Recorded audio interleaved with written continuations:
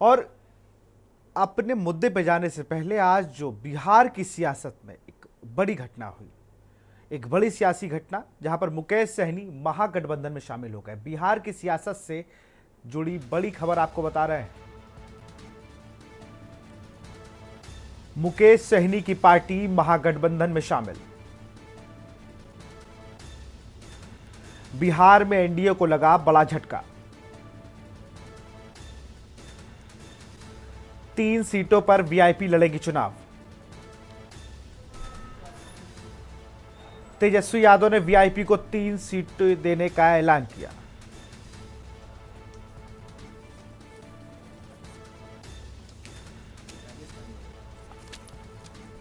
RJD ने अपने कोटे से मुकेश सहनी को दी सीटें। आरजेडी के कोटे में थी 26 सीटें। बिहार की सियासत से जुड़ी बड़ी खबर। आज जब ये घटनाक्रम हो रहा था तो साल 2022 को आप नहीं भूल सकते हैं। उस तस्वीर को दिखाना चाहेंगे, फिर आएंगे कि मुकेश सहनी ने क्या कहा। 2020 में ऐसे ही महागठबंधन का ऐलान होने जा रहा था। ये तस्वीरें हैं, तब प्रेस कॉन्फ्रेंस छोड़कर भागे थे, माफ करिएगा, चले गए थे वहां से। इस महागठबंधन का हिस्सा लोग उन्हें मनाने की कोशिश कर रहे थे मुकेश सहनी को। तब वो खड़े होते हैं और उस पूरी प्रेस कॉन्फ्रेंस है, तब उनके बगल में तेज प्रताप यादव बैठे थे। ये 2020 की तस्वीरें हैं जो आप अपनी टीवी स्क्रीन पर देख रहे हैं। और आज मुकेश सहनी ने महागठबंधन में शामिल होने के बाद क्या कुछ कहा, वो सुन लेते हैं। आज प्रेस कॉन्फ्रेंस में राष्ट्रीय जनता दल के सभी नेतागण, हमारे वीआईपी पार्टी के सभी वरिष्ठ नेतागण, नेता प्रतिपक्ष हमारे श्री तेजस्वी प्रसाद यादव जी और तमाम हमारे मीडिया के बंधु, आप सभी को बहुत बहुत धन्यवाद। आज हम लोग महागठबंधन, इंडिया गठबंधन के पार्ट हम लोग बने हैं और निर्णय यही है कि आगे लड़ाई लड़ना है। हम लोग हमेशा लालू प्रसाद यादव जी के विचारधारा को मानने वाले लोग हैं। गरीब पिछड़े समाज में जन्म लिए हैं। संघर्ष के बदौलत आज हम लोगों ने अपने मुकाम को हासिल किया है। और जब मैं मुड़ के देखता हूं तो हजारों समस्या हमारे परिवार में, हमारे लोगों के बीच में है। उस समस्या को दूर करने के लिए बॉम्बे के ऐशो आराम जिंदगी को छोड़कर मैं बिहार आया, अपने लोगों के लिए लड़ाई लड़ने लगा, आंदोलन किया। आंदोलन से हमने एक पॉलिटिकल पार्टी बनाया और आपने देखा कि किस तरीके से हमने संघर्ष करने वाले लोग, हम अपने सर उठा के जीने का हमने निर्णय लिया था। और आपने देखा कि भाजपा ने किस तरीके से हमारे विधायक को खरीद लिया, हमारी पार्टी को तोड़ दिया, हमारे सहयोग से बिहार में सरकार बनाई, उस सरकार से हमें बाहर कर दिया। और अब आज ये 2 तस्वीरें हैं। एक तरफ 2020 जब महागठबंधन का ऐलान हो रहा था, चुनाव की बातें को लेकर हो रहा था, उस पर किस तरीके से मुकेश सहनी उठ के गए। और आज लालू प्रसाद यादव की विचारधारा को मानने वाले लोग हैं हम लोग, इन बयानों के साथ वो महागठबंधन में शामिल हो गए। इसी खबर पर हमारे साथ राजनीतिक विश्लेषक और बिहार की राजनीति को बहुत अच्छी तरीके से समझने वाले असित नाथ तिवारी जी जुड़ चुके हैं। असित सर, अगर बात की जाए तो एक ये बड़ा घटनाक्रम हुआ है एनडीए के साथ, क्योंकि एक भी सीट जहां 40 सीटों पर लड़ने वाले थे और उन्होंने कहा था हम एनडीए के साथ हैं, एनडीए का घटक दल है, और अब आज महागठबंधन में शामिल हुए हैं मुकेश सहनी। निश्चित तौर पर देखिए, एक राजनीतिक घटना है, क्योंकि इस बीच मुकेश सहनी ने जिस तरह से बिहार में मेहनत की है और आरक्षण को एक मुद्दा बनाया है और अपने स्वजातियों को अपने से जोड़ने की जो कोशिश की, तो वो एक बड़ा राजनीतिक घटनाक्रम है बिहार के लिए। और निश्चित तौर पर जहां तक मेरी समझ है कि मुकेश सहनी जिसके साथ होंगे, उसके साथ 1 से 1.5% वोट का टर्नआउट कराने में वो सक्षम होंगे। एनडीए ने बहुत कोशिशें उनको जरूर की अपने साथ लाने के लिए, लेकिन तब वो 3 सीटों पर अड़े थे और 3 सीटों से नीचे नहीं आए। एनडीए के लिए बड़ा मुश्किल ये था कि बड़ा घटक दल है, यहाँ जेडीयू, उसके लिए 60% तो अकेले जेडीयू को चाहिए घटक दल में। फिर उनके साथ जीतन राम मांझी जी भी हैं, उनको भी चाहिए, उनके साथ चिराग पासवान भी हैं, उनको चाहिए। तो मुश्किल बीजेपी के लिए आ रही थी और कोशिशें हुई जरूर मुकेश सहनी को एनडीए में लाने की, लेकिन बात बनी नहीं। अब मुकेश सहनी जब इन लोगों के साथ चले गए, इंडिया गठबंधन के साथ चले गए, तो 1.5 से 2% वोट भी अगर मुकेश सहनी इधर घुमाने में सक्षम हो जाते हैं तो एनडीए के लिए कड़ी चुनौती खड़ी कर देंगे वो। बिल्कुल। और एक चीज और भी है, जिस तरीके से कि लगातार जो बिहार में महागठबंधन, अगर इंडिया गठबंधन की बात करें, वो जितना एग्रेसिवली काम कर रहा है, अगर उसको 2 नेता छोड़ के जाते हैं तो उसके पास ये इंडिया गठबंधन के पास ताकत है कि वो वहां पर विपक्ष जो मतलब दूसरा इंडिया गठबंधन है वहां से 4 नेता तोड़ के ला रहा है। ये लगातार बिहार में हैपनिंग हो रही है। देखिए वो ठीक है, चुनाव से पहले हर राज्य में ऐसा आपको देखने को मिलेगा, कोई इधर से तोड़ के लाएगा, कोई उधर से तोड़ के लाएगा। लोकसभा चुनाव अलग तरीके से लड़ा जाता है, विधानसभा का चुनाव अलग तरीके से लड़ा जाता है। यही गठबंधन अगर विधानसभा चुनाव में आपको दिख रहा होता तो मैं दावे के साथ कहता कि इंडिया गठबंधन की सरकार स्पष्ट बहुमत से बन जाएगी। ये गठबंधन विधानसभा में दिखता तो, लेकिन ये गठबंधन लोकसभा का है। लोकसभा में वोटर अलग तरीके से सोचता है, अलग तरीके से वोट करता है। उसका ट्रेंड पिछले आप 7-8 चुनाव उठा के देख लीजिए, बिल्कुल अलग है। विधानसभा चुनाव और लोकसभा चुनाव कुछ ही दिनों के अंतर पर हो तो आपको लगेगा कि लोकसभा में जिसे लोगों ने पसंद किया, विधानसभा में उसे नकार दिया। तो ये ट्रेंड जो भी दिखे, ये स्पष्ट है कि लड़ाई है, अच्छी लड़ाई है। और कहना ठीक नहीं होता है क्योंकि अभी कोड ऑफ कंडक्ट लागू है तो कि भाई कौन लीड ले लेगा नहीं लेगा, लेकिन हाँ ये मान के चलिए कि मुकेश सहनी के इनके साथ आने से इंडिया गठबंधन को थोड़ी ताकत जरूर और थोड़ी ताकत मिल गई। सर बहुत बहुत शुक्रिया आपसे जुड़ने के लिए और इस विषय में तमाम जानकारी देने के लिए। तो मुकेश सहनी 2020 में जिस गठबंधन को छोड़कर गए थे, प्रेस कॉन्फ्रेंस से उठकर चले गए। 2 तस्वीरें हैं, ये पहली तस्वीर जो आप देख रहे हैं और दूसरी तस्वीर आज की है, आज 4 अप्रैल 5 अप्रैल 2024, जहां पर आपको मुकेश सहनी इंडिया गठबंधन के साथ दिख रहे हैं। अब क्या इस गठबंधन से असर पड़ेगा, इसे भी असित जी बता रहे थे कि 1.5% वोट लगभग बढ़ सकते हैं। अब ये अच्छी बात है कि अगर ये बढ़ जाता है तो इंडिया गठबंधन के लिए खुशखबरी है।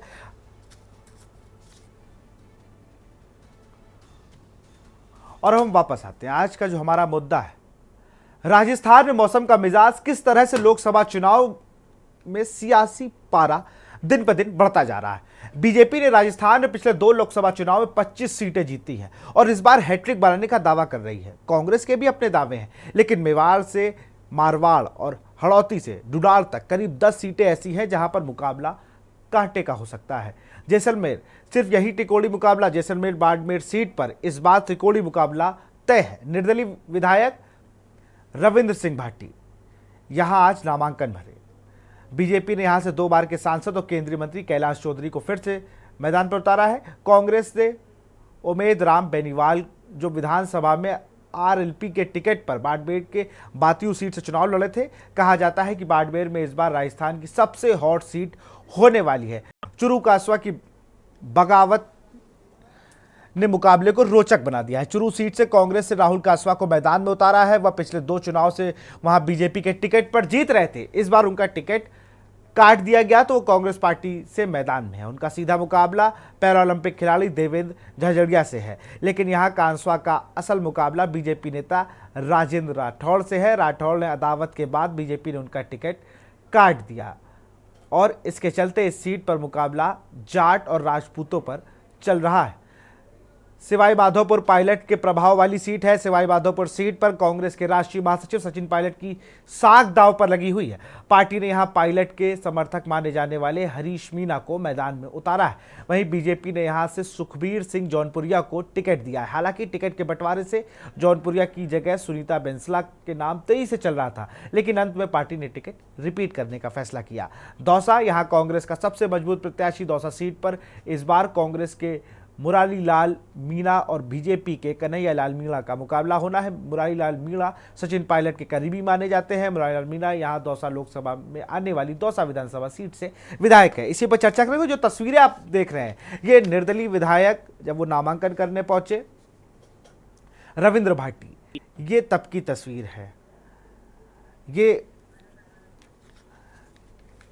किस तरीके से जो राजस्थान की जनता है ना, वो अपनी सहभागिता किस तरीके से लोकतंत्र पे दिखा रही है, ये उसकी तस्वीर है। यहाँ पर सिर्फ निर्दलीय नहीं, वहाँ कांग्रेस के प्रत्याशी जो लड़ रहे हैं उनको भी खूब अपार समर्थन मिल रहा है। जो हमारे लोकसभा के अध्यक्ष हैं ओम बिरला, उनको भी खूब अपार ऐसे ही जन समर्थन मिल रहा है। ये तस्वीरें ओम बिरला के नामांकन की है।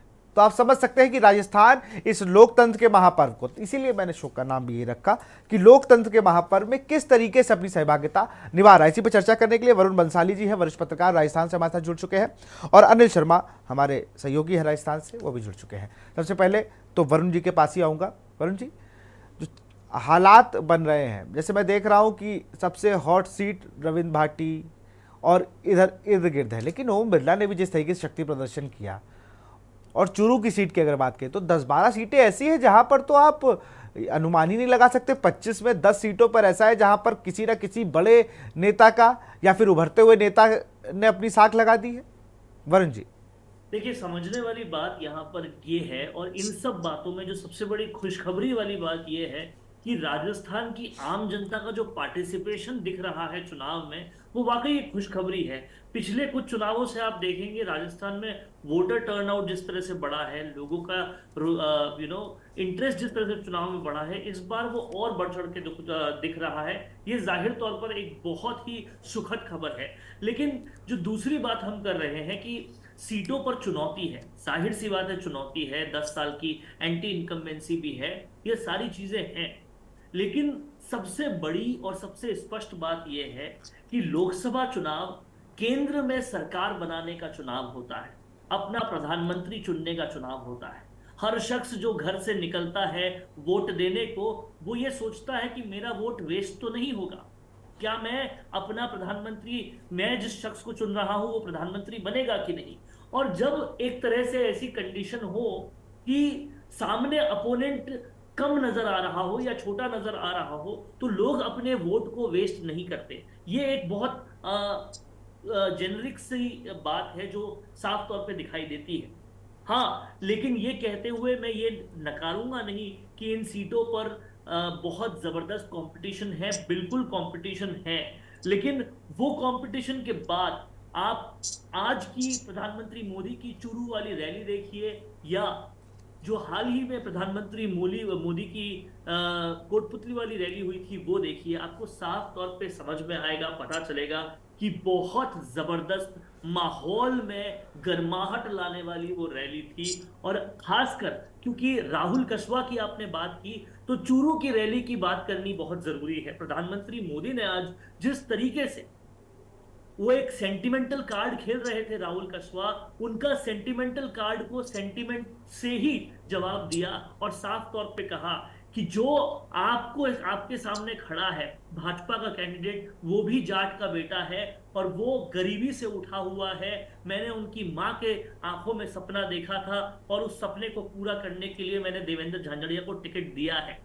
तो उन्होंने, प्रधानमंत्री मोदी ने कहीं ना कहीं स्पष्ट कर दिया चूरू की जनता को कि सामने वाला भी जाट है, गरीब है, उन्होंने देश का नाम रोशन किया है, विशेष योग्यजन होते हुए ओलंपिक मेडल लाए हैं, और इसलिए भाजपा ने उनको टिकट दिया है। कहीं ना कहीं माहौल बदलने वाली ये रैली थी। और जहां बात कर रहे हैं रविंद्र सिंह भाटी की, तो जाहिर तौर पर एक बहुत तेजी से पॉपुलर होते हुए नेता। अच्छा, कारण क्या है? मैं वरुण जी, मैं पूछना चाहूंगा, रविंद्र भाटी जिस तरीके से जब लड़े थे चुनाव यूनिवर्सिटी का, अखिल भारतीय, उनके साथ एक दिक्कत रही, अखिल भारतीय विद्यार्थी परिषद तब उनका टिकट काटा, फिर वो आते हैं विधायकी लड़ ले, यहाँ भाजपा उनको टिकट नहीं देती, कांग्रेस की तरफ जाने का मन बना नहीं, निर्दलीय लड़े, जीत गए। इस बार उन्होंने निर्दलीय पर्चा भर दिया, तो और जितना फेम मिल रहा था, मुझे लगता है एक साथ सब कुछ मिल रहा, तो कह रहे तुरंत तुरंत भुनाते जाओ, बाद में फिर दिक्कतें हो सकती। क्या ये मानना भी है? देखिए, जाहिर तौर पर सबसे पहले आपने पूछा कि उनका टिकट क्यों कट रहा था, तो क्लास में बहुत सारे सीनियर्स होंगे, कोई जूनियर अपने आप को बड़ा दिखाना चाहेगा तो सीनियर जो है वो उस चीज को सहन नहीं करेंगे। टिकट कटने की सिंपल सी यही वजह थी। लेकिन वो जो जूनियर है, वो अगर बहुत जबरदस्त तरीके से उनकी पर्सनालिटी हो, उनका बोलने का लहजा हो, अपनत्व बनाने का लहजा हो, तो जो सचिन पायलट जिस तरह से क्रेज लाए थे, कुछ उसी तरह से क्रेज ये भी ला रहे हैं। लेकिन समझना पड़ेगा इस बात को कि जैसलमेर बाड़मेर का जो लोकसभा क्षेत्र है, वो क्षेत्र काफी बड़ा है, और ये जो सोशल मीडिया पे रील्स दिखाई दे रही हैं, ये शिव विधानसभा भर की रील्स हैं। आप समझ रहे हैं? तो ये काफी दोनों चीजों में अंतर है। और हालांकि इसमें मैं ये नहीं कह रहा कि उनकी बहुत जबरदस्त फैन फॉलोइंग नहीं है, फैन फॉलोइंग है। लेकिन अगर इस राजनीति के अंदर और घुसकर आप देखेंगे, इस परत के नीचे की परत देखेंगे, तो पूछ कर देखिए कौन है रविंद्र सिंह भाटी। रविंद्र सिंह भाटी के दिल में आज भी भाजपा ही है। वो बिल्कुल। वापस शामिल भी भाजपा में ही होंगे, उनके सारे के सारे समर्थक यही कहते हैं। और बड़ी राजनीति करने के लिए, उन्हें अपना काम करवाने के लिए वापस भाजपा में देर सवेर आना ही होगा। कांग्रेस उनकी विचारधारा है ही नहीं। चाहे उनके दोस्त जो हाल ही में भाजपा में शामिल हुए, उनके शब्द भी सुनिए, तो भी उनका बिल्कुल कहना है बिल्कुल। आज नहीं तो कल रविंद्र सिंह भाटी आएगा ही। तो यहाँ और भाजपा का और ड्यूअल खुले कार्ड है। मंच से कैलाश कहा कि चौधरी मैं तो जीता समर्थन करता नहीं हूं। जीता तो रविंद्र सिंह भाटी जीतने के बाद भाजपा में आ जाए। बिल्कुल आएंगे अनिल शर्मा जी, हमारे ब्यूरो चीफ है, उनके पास भी राजस्थान से, लेकिन एक छोटे से ब्रेक के बाद।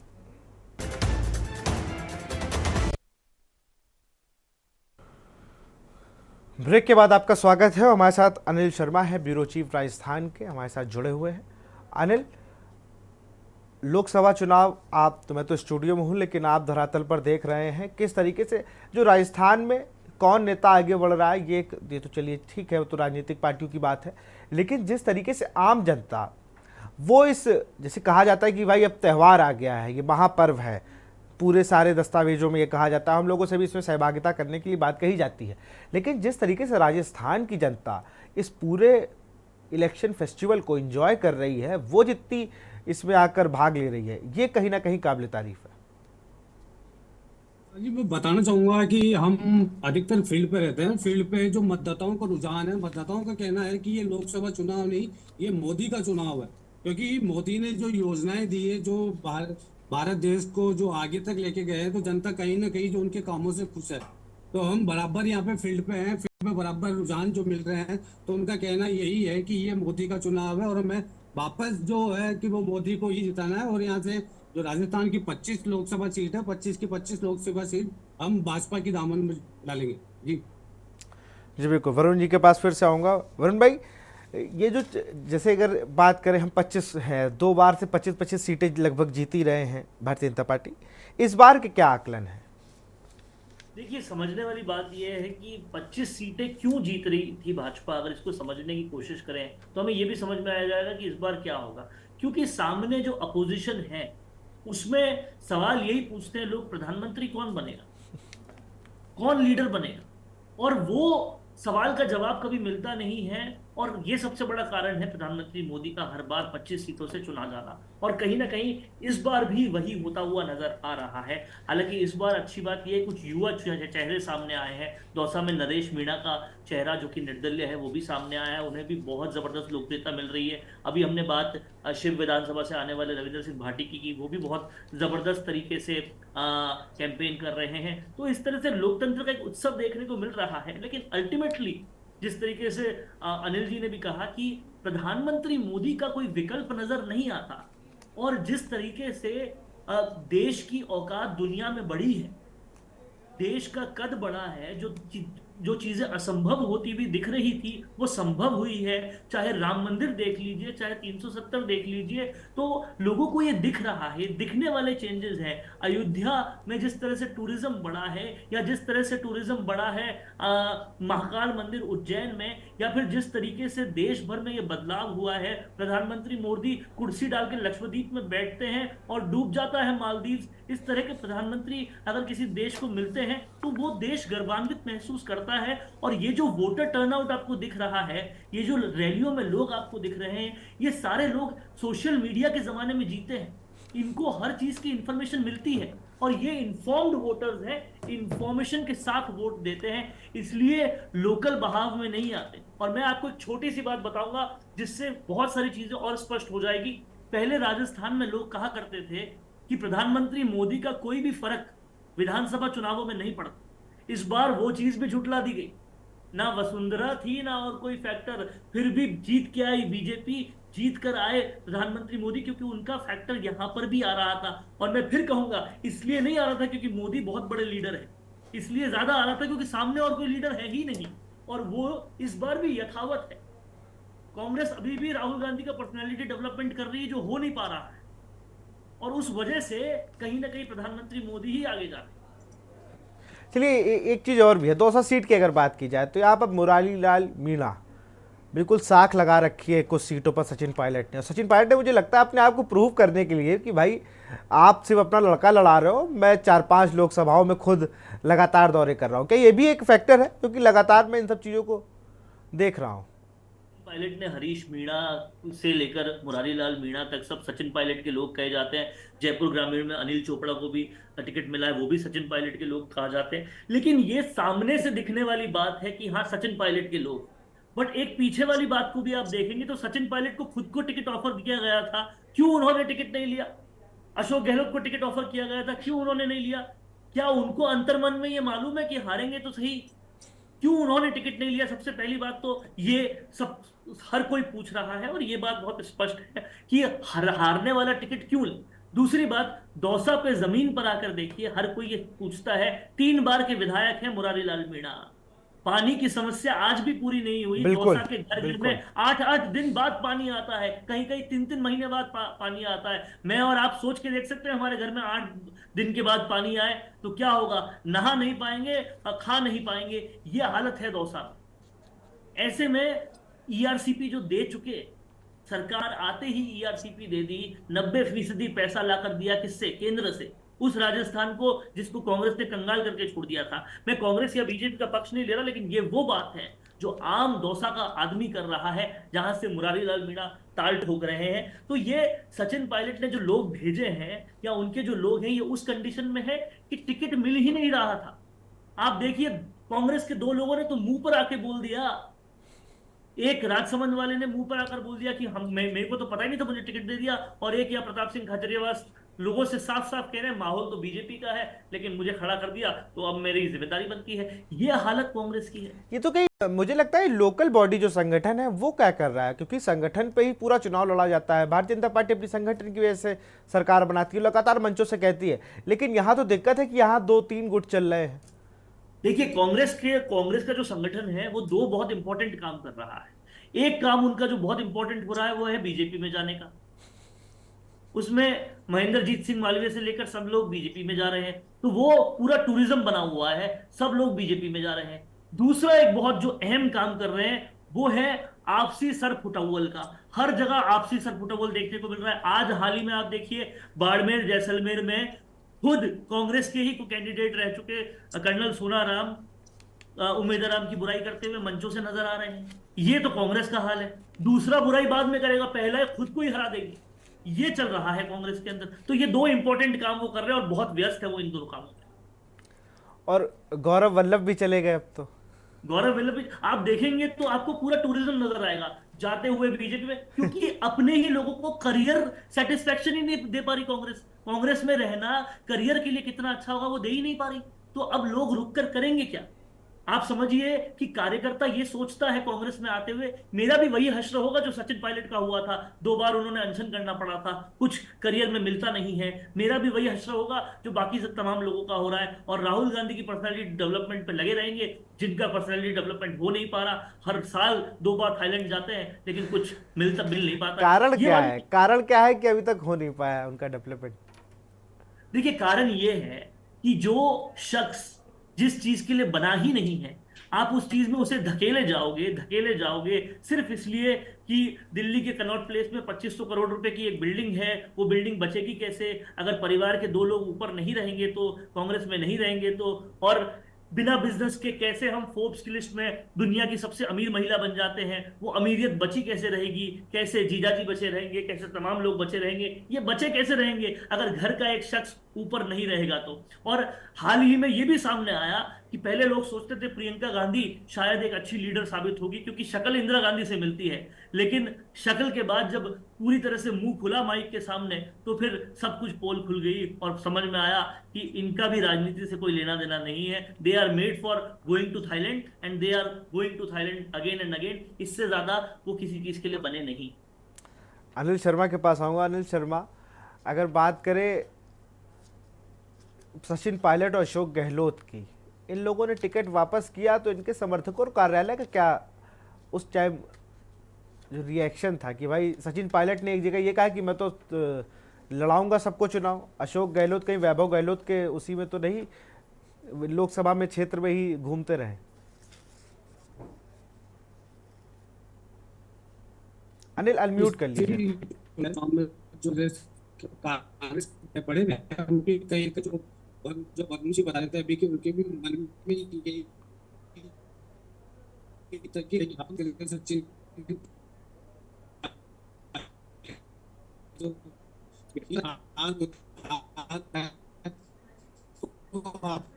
जयपुर ग्रामीण से अनिल चौधरी को लड़ा रहे हैं, तो क्या लगता है कि यही होता है कि कांग्रेस भी कर रहे हैं उनके चलिए, अनिल जी की आवाज़ अब तक नहीं आ रही। बहुत बहुत शुक्रिया वरुण भाई आपका भी और अनिल शर्मा आपका भी तमाम जानकारी देने के लिए, हम लोग से जुड़ने के लिए। तो हम आज बात करें तो लोकतंत्र का महापर्व जिसको बहुत ही अच्छे तरीके से राजस्थान की जनता उसमें सहभागिता निभा रही है, उसमें भाग ले रही है। ऐसा ही दृश्य हमें लगभग पूरे देश में देखना चाहिए, जब ये हम लोग को एक अधिकार मिला है जिससे हम सरकार अपने भविष्य को तय कर सकते हैं। सबको इस जो लोकतंत्र का महापर्व है इसमें बढ़ चढ़ कर हाथ बटाना चाहिए और आगे से आगे इसको में शामिल होना चाहिए। फिलहाल 2024 के महासमर में इतना ही। देखते रहिए न्यूज़ इंडिया। नमस्कार।